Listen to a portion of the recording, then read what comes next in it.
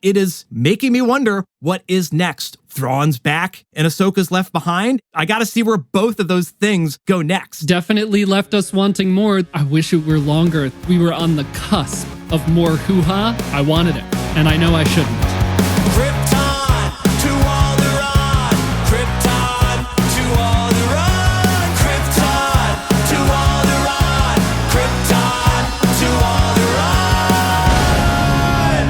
Welcome, everyone, to Krypton to Alderaan. I'm Joey, your Star Wars lover, and with me is Royish Good Looks. Hello, podcast. Hello, Joey. Hello, old friend. We're the podcast that analyzes nerdy pop culture, but it's mostly Star Wars. In this episode, we'll be talking about Ahsoka Part 8, The Jedi, The Witch, and The Warlord. Ooh. And maybe also a little bit of Part 7, Dreams and Madness, because we weren't able to record an episode last time. So here we are, maybe 2 in 1. But first, hey, you know what's great about YouTube? YouTube's been pushing out our stuff to a bunch of new people lately. It's really cool to see, checking the analytics and being like, hey, YouTube is helping us out. So if you're new here, check out our past episodes on Ahsoka. We've been covering it all season, and at least we have tried to follow a common thread throughout the show. We'll talk about that in a little bit. And everyone, please consider following and subscribing for more, and comment. We'd love to know what you thought of the finale. We'd love to know what you thought of the show overall.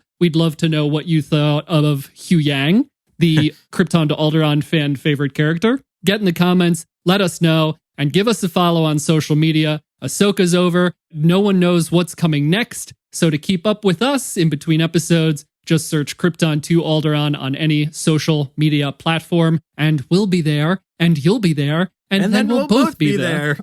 In the words of Shakira, I think. Shakira. That's all the things. Royce, punch it.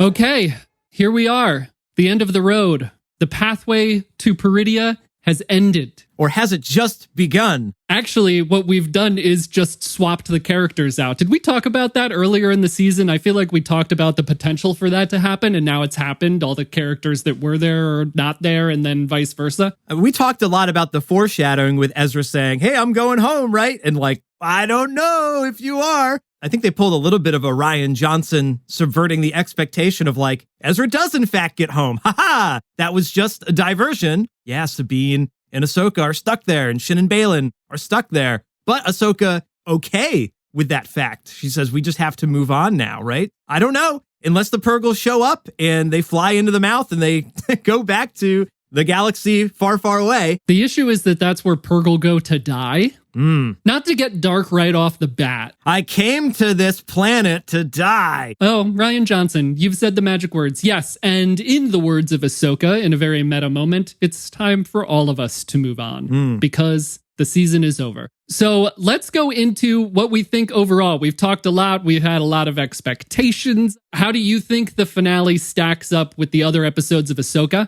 and with the stuff that we've been talking about all season? So one thing I think this series has done well is balance, a lot of new hoo-ha magical things, but a lot of classic Star Wars box things. It's finding a good balance of everything, living in kind of the middle of the fandom for me of like, whether you want easy adventures with Mando or the really political thrillers of Andor, like Ahsoka balances a lot of that for me. And series finale, I had theorized, we'll get a really big cliffhanger on episode 7 and someone will get captured and then we got to rescue them in episode 8. In episode 7 did not leave us off with a cliffhanger at all, really. That was the scene where Ezra's like, I think I'm going to go home, guys. It was kind of like a happy ending and not super looming. The threat wasn't really there. And then we pick up with the kind of hunting down Thrawn for the actual finale. We got plenty of action, so we're satisfied there. We got some answers with the mystical grandmothers. Great mothers. Great-grandmothers. They're probably somebody's grandma.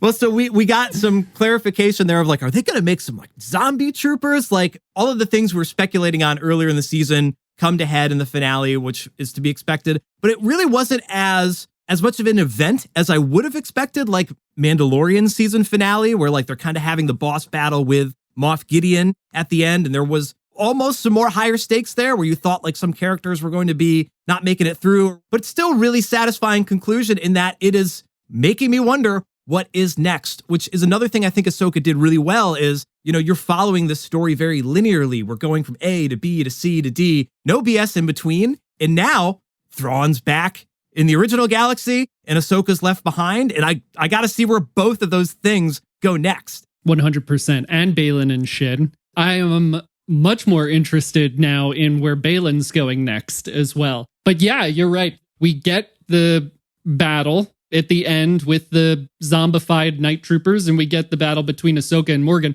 but there's no boss battle with Thrawn. You're not going to battle Thrawn. He's too many steps ahead of you, right? Even when he's like getting visibly frustrated on screen when they like get into the temple and stuff. We do this all the time here. We just skip right to the end.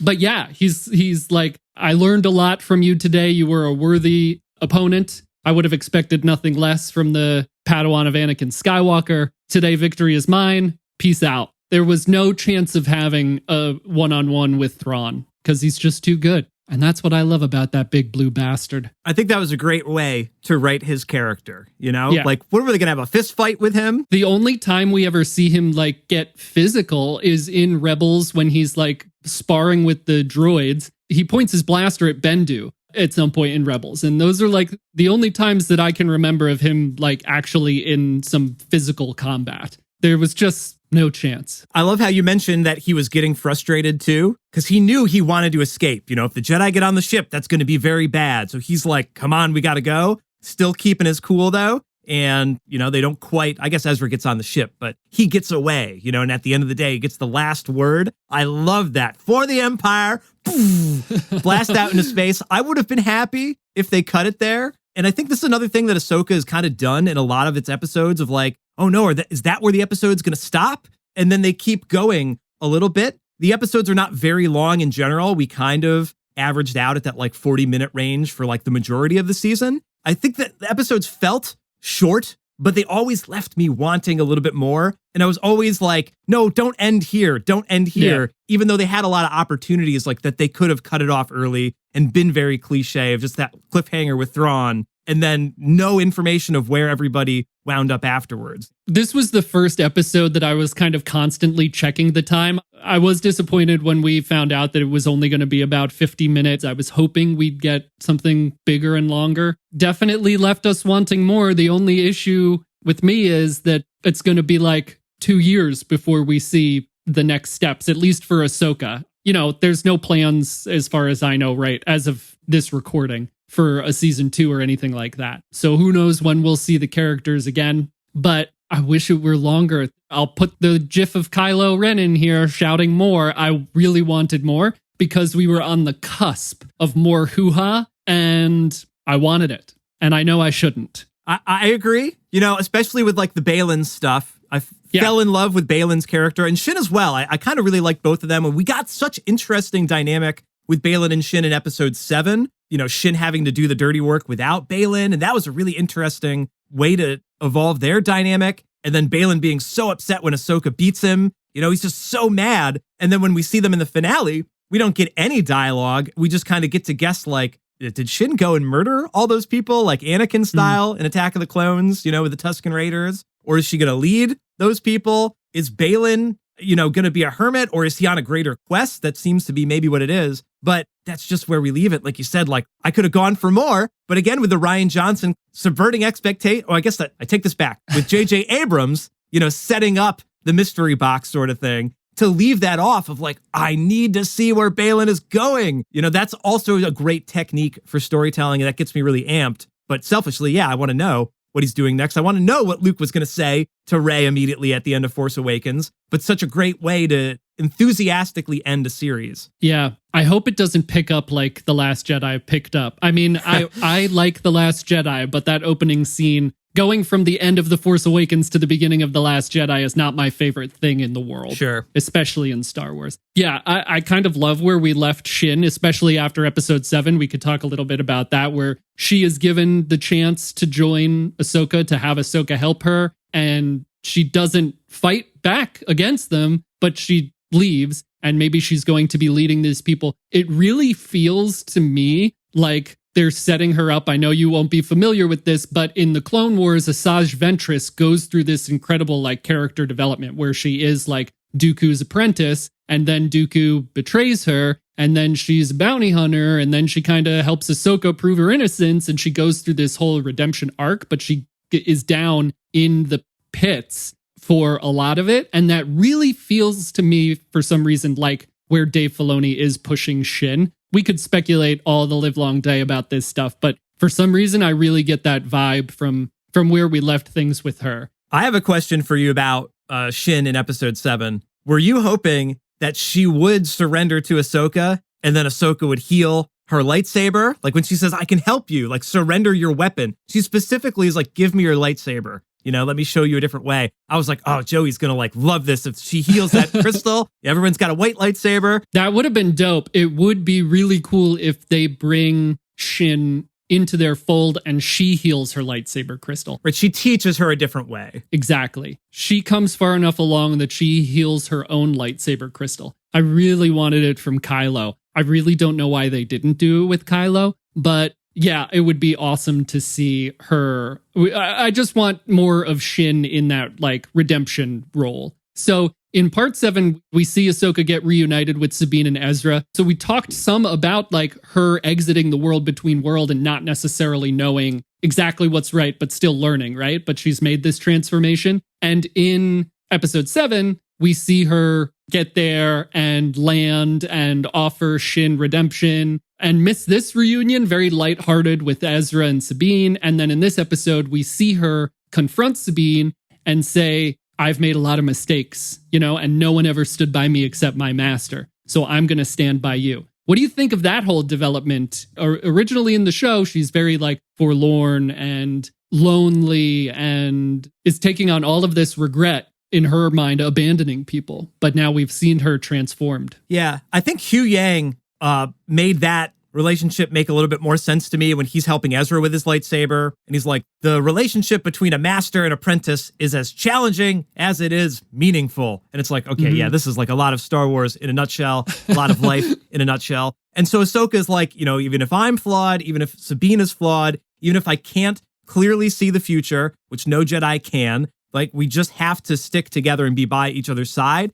And she kind of clearly states that like to Sabine there. Sabine obviously comes back to help her in the end, even though they did split up during the battle. So, like I said, I think Hugh Yang tied that relationship together for me because, like you're saying, Ahsoka's kind of gone back and forth. Sabine's gone back and forth, and they were never on the same wavelength. But the whole time, Hugh Yang is like, just stick together and you'll be fine. This is so much more simple than you're making it. But because of this master-apprentice dynamic, you guys are constantly battling each other. Come on, like be in balance. And then maybe even with this Anakin scene at the very end, Anakin is looking over Ahsoka and maybe Sabine as well. And he's like, okay, great. Those people are working together now, just like I needed to work together with Ahsoka. And I should have worked together a little bit more with Obi-Wan. And like, it's perfect, like parallel with Obi-Wan and Anakin because they broke apart, you know? You were my brother, Anakin. Like I love it, man. Perfect Star Wars poetry moments there. Yeah. Hugh Yang saying that. And then the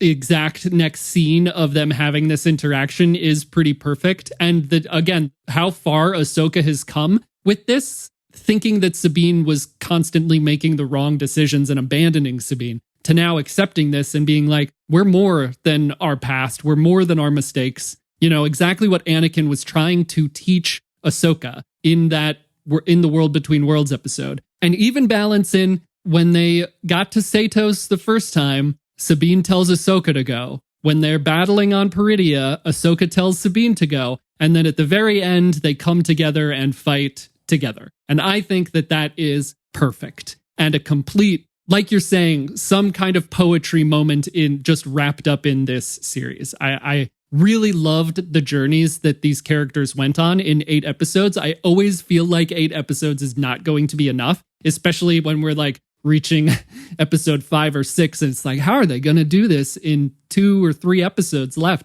But I wouldn't say that I am personally completely satisfied with the ending just because I want more. You know, there's so much there, but I do love maybe this is it. Maybe I'm not completely satisfied with the ending, but I do love the way it ended. How's that? I love that it told the story of the journey that these characters went on to the very point where Ahsoka says it's time to move on. And she is ready to accept that. We see Moray for the first time, which I think is a great symbol of that. But I said out loud, where have you been? When we see that's Ahsoka's bird. For those of you who don't know, we get a little glimpse of her at the very end. She also represents the daughter of the Mortis Force Gods, which we don't see in the mountain carving at the end. We'll talk about that. I really want to talk about that at some point. So let's not get off air before that happens. But just, yeah, the culmination of everything is everything I loved, and even the balance in like swapping characters from one galaxy to the next. I do want to talk about that.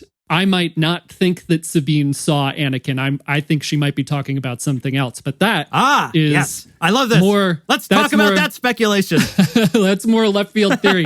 I don't know if I should do it now or wait till the end. I do also want to talk about Sabine as we're talking about Ahsoka and her journey through all of this. The through line that we've been trying to connect as we've been going through every episode. What does it mean to be a Jedi? Really surrounded this kind of ambiguity and bait and switches having to do with Sabine. Does she have Force aptitude? Does she not? Yu Yang tells her she's the worst he's ever seen. But we finally get an answer in this episode. They've built it. Even in this episode, they built it a little bit with her like trying to help hold the door open, right? But we finally get an answer after this whole season. This is like the main question, I feel like. How do we feel about Sabine actually having Force aptitude? Did we actually think it was going to happen? And how do we feel that it happened? I think this is like maybe the most divisive part of this show.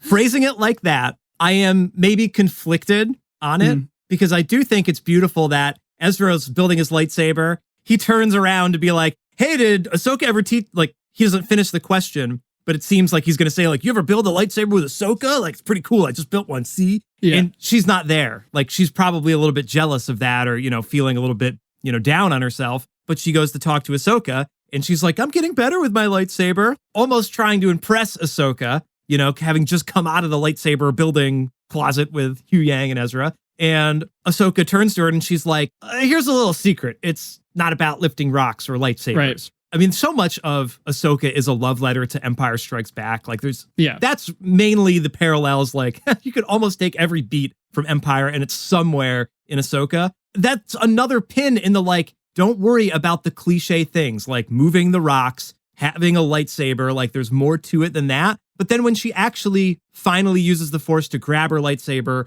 or push Ezra or maybe hold that door open, that crosses the bridge of like what it means then. Because now it's clarified that she's got the ability to manipulate, things in 3D space. I don't know if that makes it less special to me or like if we're supposed to just be stoked that she finally tapped into it. That's probably what's intended, that she didn't have the aptitude for it. But when the stakes were finally there and when she finally believed in herself enough, she was able to get there. But at the same time, I think it would be romantic if she just embodied the ethos of what it means to be a Jedi, but didn't have all those superficial things. Like, I don't even think she needs a lightsaber either. Like when Ahsoka says, hey, turn to your blasters, because you're not really doing much with the lightsaber anyway. Like, just go back, fall back to what you are best at. Same thing with Grogu. Does he need the Mandalorian armor to be a Mandalorian? Does he need the lightsaber to be the Jedi? We constantly are blurring those lines in newer Star Wars. So I'm a little conflicted that she's force pushing, like they one-upped it immediately. That made it a little more difficult for me, that it wasn't just like,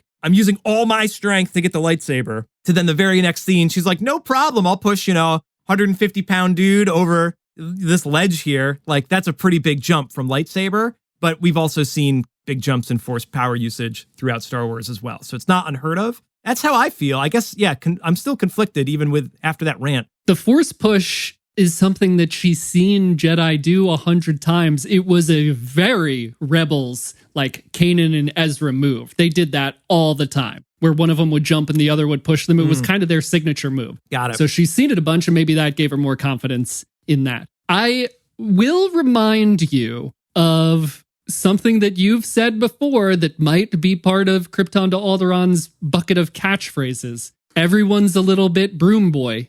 So I will say that I was conflicted up until the moment that she was reaching out for the lightsaber. And then I was rooting for her 100%. In that exact moment, I was like, come on, Sabine, do it. And she did it. And it was awesome. So that precise moment in the show, in this episode, turned me around completely on it. I would have loved the idea if she's embodying everything it means, like you're saying. But that moment really turned me around on, okay, we've been talking about this all season. What does it mean to be a Jedi? Anyone can access the Force. It's in all living things. You know, talent is a factor, but anyone can connect to it. Hera can hear what's going on in the world between worlds, whether Jason's acting as the conduit or not. And Sabine can tap into it as well. Everyone has access. Everyone's a little bit broom boy, and we see her get to use it. And I thought that that was really, really cool. I wish she had force pulled her helmet. She at some point she runs over and picks up her helmet. And I was like, man. But yeah, I thought it was awesome. And I thought it was great to have her have that scene with Ezra, even if it is like a jump in ability, because it tied in with Rebels so much for me. I've seen it 100 times in Rebels. And then he also does a very Ezra Rebels thing where he like puts himself in the stormtrooper armor. Yeah, right? I love that. They start to make fun of that in Rebels. Like, we're doing this again. How many times is this going to work? Kind of thing. So very cool to see that happen as well. So I guess me as a character, as an audience member character, have also developed, because I was conflicted, but then really happy to see it when it actually happened. And I think it also speaks to Ahsoka and the journey that Ahsoka made. She maybe wasn't the best teacher before, and maybe now is like much more connected, much more balanced, a much better teacher. And because of that, her Padawan is better. We go through so much of this, especially in Star Wars. I was thinking about this because of Baylan and Shin. And Baylan lectures Shin in episode 7 about their paths being different. And Jedi do that to their Padawans. They always are blaming their Padawans for their mistakes, right? Maybe that was part of Anakin's lesson as well, because the master is always blaming the student when it's kind of like, well, you taught them. So if she's power hungry, it's like kind of because of you and your teachings. Like, you had time to correct this. You can't just be like, there's no hope for you, or he has no patience, or any number of things that we've heard masters say about their Padawans, blaming them for the way that they act because of the way they were taught. You know, we talked a few episodes about Ahsoka's pedagogy, and I think that this is really a much more healthy relationship, because she walks up to Sabine and says, I made mistakes. My master was always there for me, and I'm going to be there for you. And that changes things for Sabine. I think there's a lot to be said there. We could talk all day about how I really sometimes don't like the Jedi because of the way they treat each other and because of the way they treat the rest of the world. And blaming their Padawans for their mistakes, I think, has been a big part of this until now. Yeah, and that's a perfect flip side of the coin with Baylan and Shin, who are separated at the end of the series with Ahsoka and Sabine together. And like you're saying, Ahsoka even accepting, like, don't worry, Sabine, that you kind of got us into this quarrel because we got Ezra home. Like, yeah, Thrawn returned, but Ezra is home. And like, that's the balance of things. And she's okay with that. Whereas Baylan's like, Shin failed, you know, like Shin was blindly following Baylan up until that last 2 episodes, right? Mm-hmm. I mean, I guess she was kind of questioning, but she was always doing what Baylan said to the best of her ability. She fails the combat in episode 7, and then they totally split up, you know? So it is the opposite of Ahsoka and Sabine. Yep, 100%. It's a good note, I think. So there's one more thing that I really love about that Sabine, Ezra, force pushing, force grabbing the lightsaber scene. And, you know, I'm always harping on, like, use the darn source material music in these episodes, you know? And someone's trying to grab something, you know? They're in the middle of a battle and, you know, the score is going crazy. It's a really, like, in-your-face arrangement. So when she's grabbing the lightsaber, it's not your stereotypical force moment. I should listen to it again, I suppose, but it wasn't blatantly in your face. But we do get it blatantly when she does the force push in the next scene. So kind of riding on the coattails of the, like, her one-upping her skills. That's maybe the true moment when she's maybe quote-unquote mastered it. Believe me, I can do this, Ezra. It's not her, like, guessing and checking. She's like, no, I know I can do it. We have to do it now before it gets even harder. And boom, that's where they put in the Force theme. And so I thought that was great, because we also never, maybe I shouldn't say never, because who knows, you get in the comments and tell me where I'm wrong, haters. But they used that theme, and it's there. Use it, you know, and this series is such a love letter to an original Star Wars movie. To bring in that music, I think is like, at that moment, well done. And I think there's only one other really blatant use of main theme music, not Force related, but when C-3PO shows up as well, they play the main theme. Ba, ba, ba, na, na, na, na. Not quite as triumphant, but it's snuck in there. Thank you, Kevin Kiner or associates on that team for giving us some of those moments. As a selfish, like you're saying, I want more. I know I shouldn't. Thank you for completing the Star Wars box on Ahsoka with those moments for me. But I do think it works well for Sabine growing her abilities there. It's not like the first time she starts to move a rock, we get the Force theme. We waited to get a moment. That's who she is. It wasn't just luck. It was intention. Yeah, I love that. Yeah, she's finally made it. She understands it. Another thing I think might lend to Sabine like finally getting it is that she's just so real. I love it when shows or movies have this person that's very real, like Carson Teva a few episodes ago being like, all right, whatever you say, let's get going. Ahsoka says, let me tell you a secret.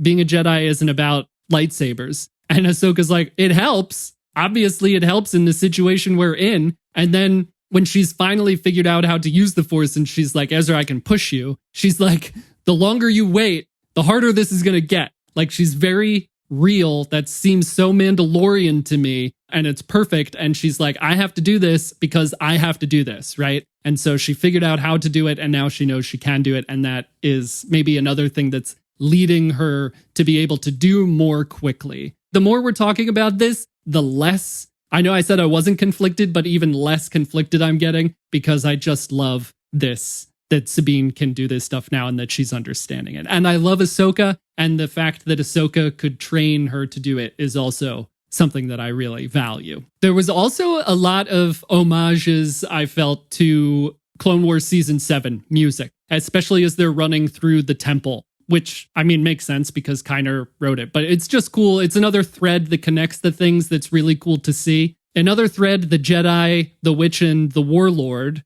Dave Filoni has talked before about being inspired by C.S. Lewis, and I'm not sure if it is The Lion, the Witch, and the Wardrobe that he was referring to, but anyway, it always reminded Dave Filoni of C.S. Lewis and the Wood Between Woods, I think it's called, or the Wood Between Worlds, something like that. So he gives I don't know if it was at Comic-Con or something, he gave a talk about that. So also just a cool thing to see, another little like homage to some of the inspiration behind some of this stuff. And specifically referencing the world between worlds and very mystically hoo-ha. And then we see Baylan standing on the statue pointing in some direction, and it pans out and we see that it is the father, who is the Force representation for balance. The statue is the father? The statue is that Baylan is standing on is the father. And the one to the right that we see when the camera's panned out is the son, who is the dark side representation. And then there's like a destroyed one to the left, which would have been the daughter, which is the light side representation. And the father is pointing to something.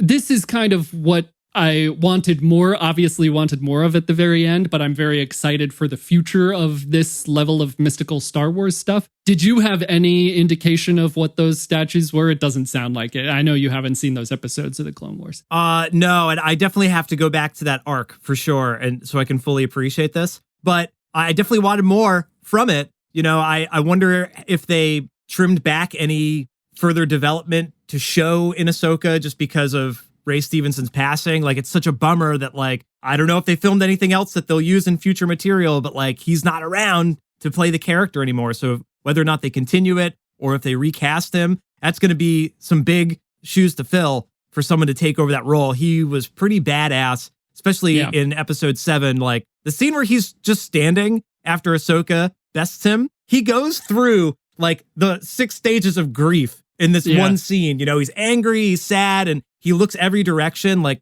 fantastic acting. And yeah, when he's standing on that, you're like, oh, he's going on a quest, you know? I got a lot of like Lord of the Rings vibes. Like, maybe it's the setting of Peridea being so like for sure swampy and like the weather's not great. You're like on this really long journey, you know, and even the guy pointing or whatever is like straight out of some Lord of the Rings design. But yeah, I want more of that as well. I don't think we necessarily needed more in the show though, because like quote unquote Ahsoka show, Shin and Baylan were there to like kind of bridge gaps between things. It's a shame we're not getting a dozen episodes or 20 and we can explore all of this stuff. But that's one of the things Ahsoka has done best, is just be the straight linear line with minimum BS, right? Like, we took an episode away with Anakin and we took an episode away with Shin and Baylan, but that thread still worked really well in the context of the overall story. So I think it's okay that they didn't further expand, but yeah, I want more. Yeah, it's very, very sad. And he did do a great job. And I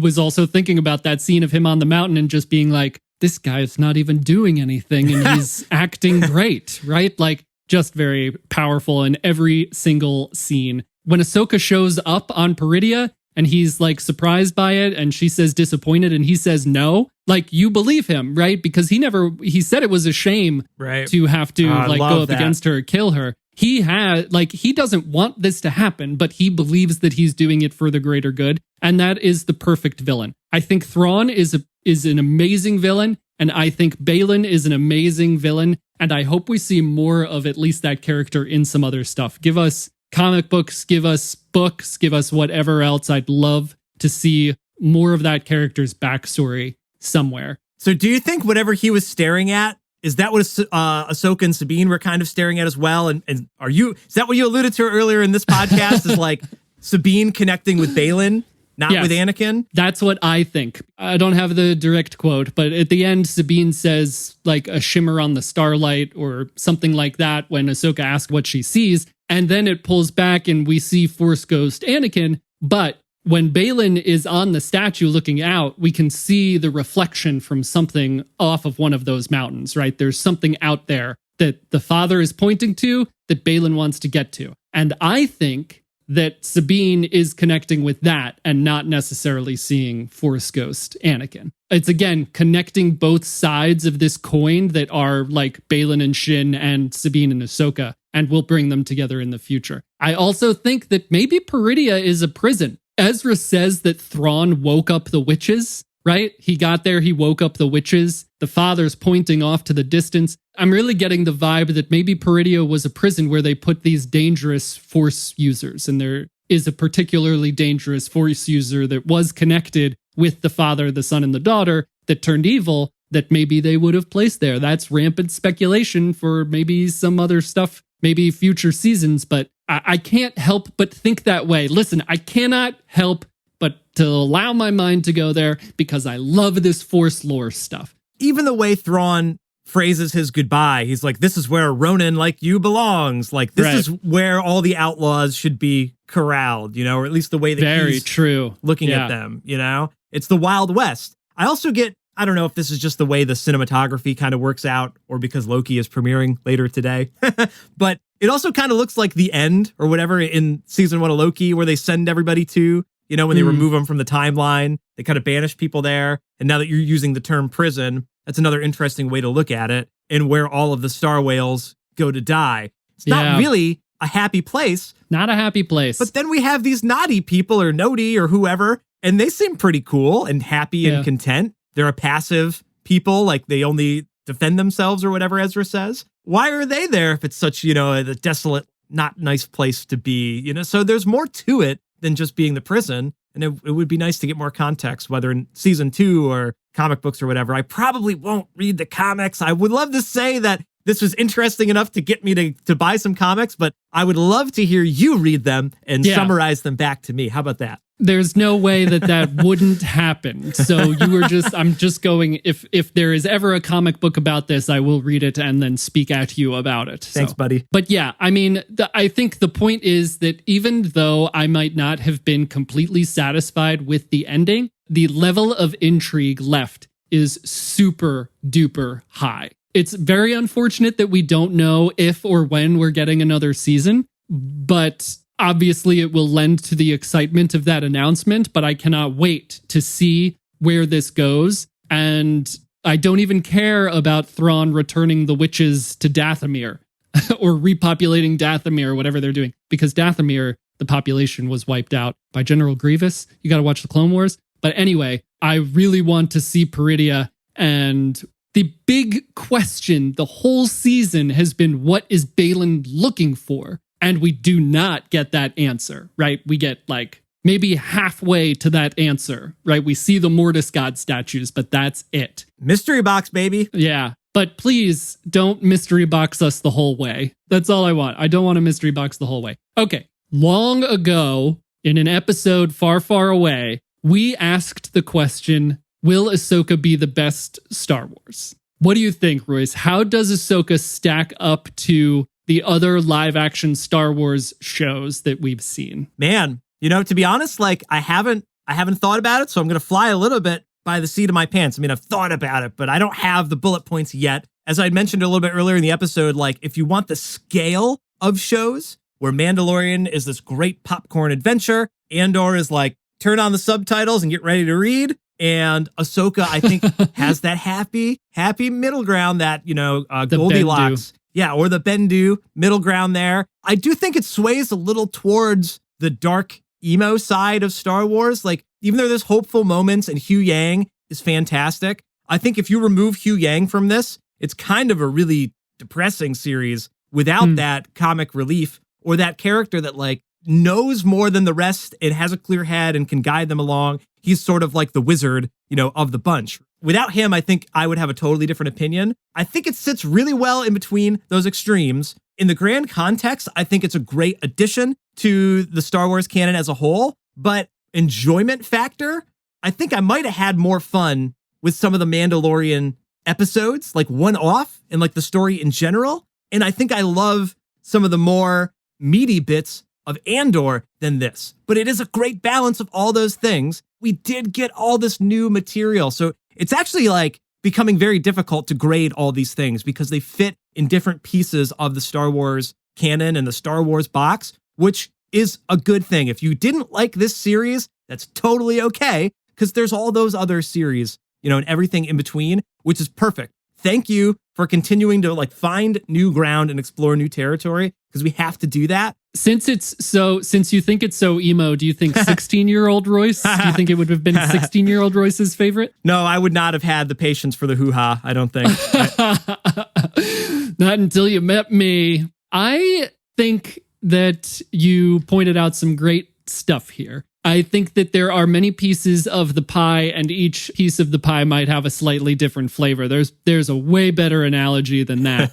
But I like it. I have liked a lot of what Disney has done with Star Wars, and I really do believe that one very positive thing Disney has done for Star Wars is starting to actually make it for everyone. Everyone always says Star Wars is for everyone. Well, it's not really, and there's a lot of problems with it. But they are starting to broaden the audience. We're bringing more people in with Rogue One and Andor. Andor creates this very new jumping on point for people who don't like hoo-ha and who don't like space wizards and who don't like pew-pews, right? It's so different and it's so, so good. And you cannot bring in a giant Star Wars nerd to make that show. You have to bring in a Tony Gilroy and all of the other amazing people that worked on that show. However, one of the pillars of Krypton to Alderaan is focusing or communicating about what makes Star Wars special to us specifically. And if you give me a piece of the pie that has to do with Jedi lore and hoo-ha and mystical stuff and space whales and night sisters, yada, yada, yada, I will shove the whole piece in my mouth at once. This is my kind of Star Wars. And that's very specific, but this is the Star Wars that gets me out of bed in the morning, This is what is really exciting and special for me. It's what I love to watch. It's what I love to read. And so this, I gotta say, maybe far and away is my favorite of the Star Wars series so far. Live action. With Mando, we had no expectations at the very beginning of Mando because we literally did not know what to expect. All new characters. With Andor, we knew a little bit about it, but still I went into it not really having expectations. The same can be true for a lot of these series. With Ahsoka, I went into it very cautiously because Ahsoka, I've watched her for so long. She is my favorite Star Wars character. And maybe going into it already like taken down a peg, my expectations were exceeded. I loved this show. After every episode, I said, was that the best episode of Star Wars ever? And we got the World Between Worlds. I mean, there was so much stuff that felt like this was made for me. And I love that. And that's what everyone should love. I mean, don't gatekeep right? But love what you love and like be excited about it. And that's great. And this was that for me. Right. If you're an Ahsoka fan or a Rebels fan, the show is obviously for you. It hit home for you. I will say it did hit home for me. Like, I love that Kiner used some of the original themes. He's got some great homage themes. Like, the series was fantastic. I do think maybe like the Ahsoka and Rebels backstory is another factor that makes it difficult to grade versus like Mandalorian and Andor. Sorry to discount Obi-Wan and Book of Boba Fett, but that's just how I'm framing this for now. But Mandalorian, it was like a lot of brand new stuff. And even Andor, like, we did have connection to Cassian from Rogue One, but there was a little less backstory than obviously Ahsoka and Rebels, right? Or Clone Wars. So those are kind of more fresh, which I think makes those easier to like bite into if you're on one of those extreme ends. I'm doing all these hand movements on the Zoom call that are not going to translate to the pod, but you know, so like that's the way I'm thinking of this, is like, if you're on one of the extremes, like you just want the popcorn or you want the really dense Star Wars political thriller stuff, or somewhere in between those other extremes, you know, that's where you're going to lie. The point I'd love to end on is I have so few gripes about the series, right? It's not like it's like, oh, I can't believe they did that. I can't believe it was Palpatine all along, you know? Regardless of our YouTube video titles, we actually can believe it. They didn't pull the rug out from under us, you know? They just told a really solid story. Yeah. And that is coming from someone who hasn't been with these characters. I mean, you watched Rebels, but you haven't watched a lot of Clone Wars. So even with that factored in, you're still like, in my mind, rating it high, which I think is also like speaks to the quality of the show and the storytelling. Right. And we still did get new information with Baylan and Shin. Totally brand new, right? I mean, really, it's all new. Like I've said 100 times, it's less recreating this and more transitioning from animation into live action, which I think was done beautifully. 100 out of 10 for doing that, Dave Filoni and all the directors who worked on this. So if you want to know more, and if you want to watch that transition happen, go watch the animated shows. They're extremely accessible. But if you don't want to, then I think that's also fine. You're missing out on some of the connections, but you're not really missing out on story beats. So there's time now. We have no idea when the next thing is coming out. So we have plenty of time to go watch Clone Wars. We might get Skeleton Crew. We might get Acolyte next. We don't know. No one knows. So go watch some cartoons in the meantime. Yeah, you know what? On that note, Joey, I think I am going to go back and finish my Clone Wars binge. This should be a whole other episode, but if you've listened this far, you're in. So I think here's what I want to do. I'm missing, bits and pieces here and there. I think I want to go back to season 7, fill in my gaps, season 6, fill in my gaps, to where it's like a little bit more meaty rather than going back to season 1. So I think you're right. With this lull that's coming up, go do some homework if you haven't done it already, Star Wars fans, right? Right. Especially that Mortis arc. Gotta go watch that. What season is that one? The seasons bleed together and they're out of order and you gotta find the order. I'm not gonna do that. Don't not do it because of what I just said, but I don't remember what season Mortis is in. Let us know in the comment section. Yeah. All right, listeners, we'd love to keep this conversation going. Joey and I could talk all day here on the pod, but it's going to be too hard to edit, so we're going to drop the episode here. But we want to know what you're thinking about this season of Ahsoka versus the other Star Wars series. Let us know down in the comments. We'd love to hear from you, or hit us up wherever you like to social media. And make sure to subscribe for more nerdy pop culture, but mostly Star Wars. Thank you for listening to the show today. I've been Royce. I've been Moray. And we've been Krypton to Mortis.